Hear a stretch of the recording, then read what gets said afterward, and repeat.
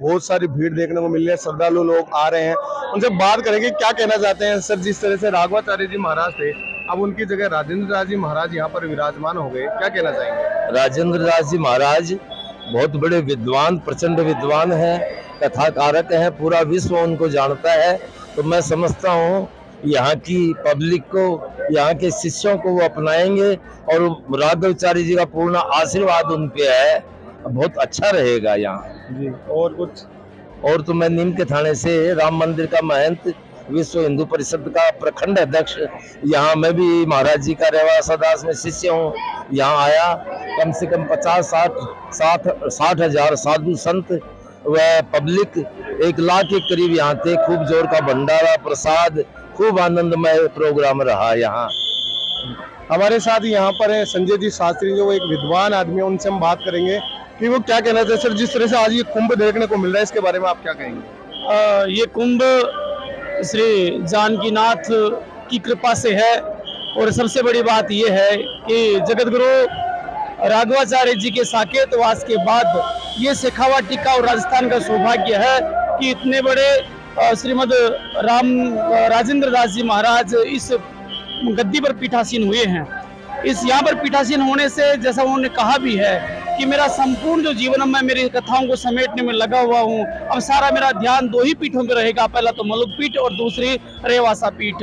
रेवासा पीठ के शिष्य परंपरा से जितने भी जो लोग जुड़े हुए हैं, उनसे बहुत ज्यादा उम्मीद है कि महाराज जिस प्रकार से राघवाचार्य जी ने इस पीठ को संभाला है, एक वैदिक विद्यालय के जो बटुक छात्र थे उनको एक पिता का प्रेम दिया है, वही प्रेम राजेंद्र दास जी यहाँ देंगे। और आप देख रहे हैं ये केवल राघवाचार्य जी की, जानकीनाथ जी की और राजेंद्र दास जी की ही कृपा है।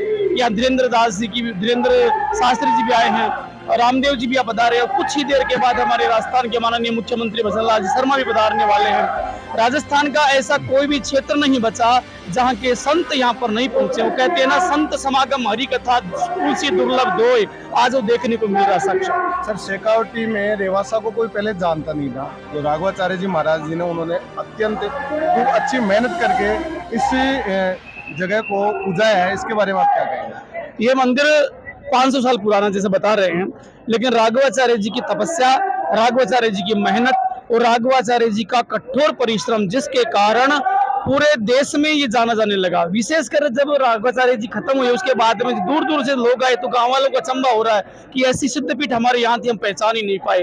धीरेन्द्र शास्त्री जी का आगमन हुआ, श्री राम न्यास जो मंदिर ट्रस्ट है उसके अध्यक्ष यहाँ पर आए, बड़े बड़े दिग्गज मूर्ति जो थी, संत समागम जो था, संत समाज जो था, उसका पदार्पण यहाँ हुआ। इससे बड़ी बात और क्या हो सकती है?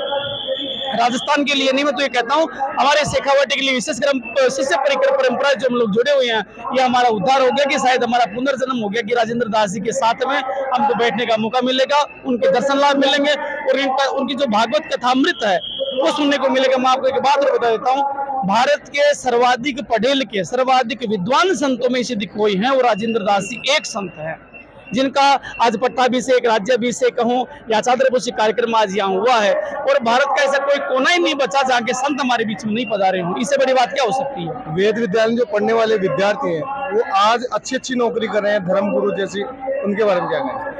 वे सारे के सारे वो कृपा जानकीनाथ जी की और कृपा बनी है राघवाचार्य जी महाराज की, जिसके कारण मेरे साथ में बहुत सारे ऐसे छात्र हैं जो वेद विद्यालय से थे और वो आज बहुत बड़े बड़े पदों पर हैं। जैसे सेना में जेसीओ बने हैं, संस्कृत के टीचर बने हैं, ऐसे बहुत सारे पटवारी हैं, ग्राम सेवक, वो सारे के सारे छात्र जो यहाँ से निकले हैं।